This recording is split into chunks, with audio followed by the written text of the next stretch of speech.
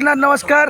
बर्तमान आमर खायंडी ग्राम में सत्संग बर्तमान चली बर्तमान भाई माने बेटी बस आमर उद्योक्ता भाई आमर बुबू भाई किसी कहे सत्संग कौन केमती होची भाई टे कहतु।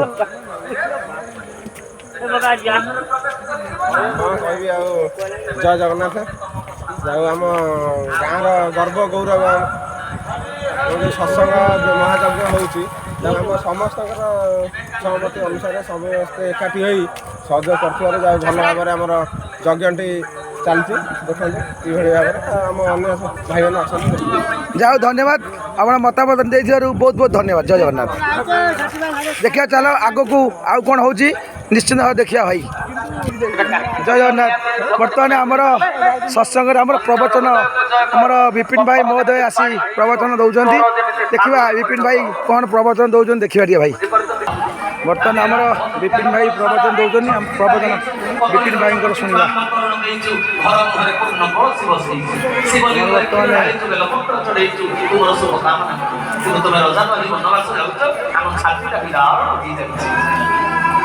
प्रभु रामचंद्र कले मु कौन राजा हीरा नीलामती माणिक्य रूपा सोनार खचित से वस्तु तैयारी सिंहासन तो खाली पड़ी अयोध्या राजगादी कले मु सीना वस्तु पदार्थ तैयारी होता सिंहासन में बसी ना मु तुम मान बहुत सिंहासन में बसी सारी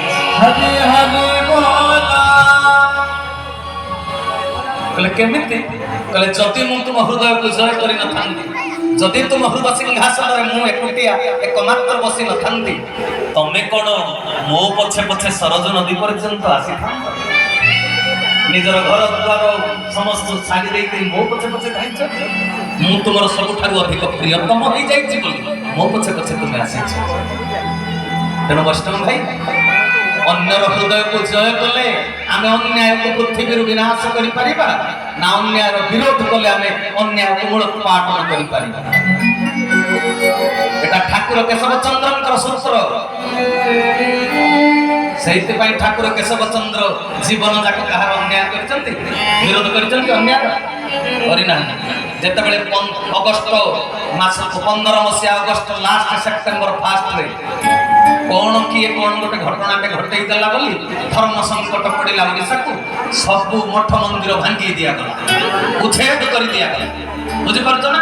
सही समय ठाकुर विरुद्ध जने रिपोर्टर सांबादिक बहुत कथा लिखुथिले।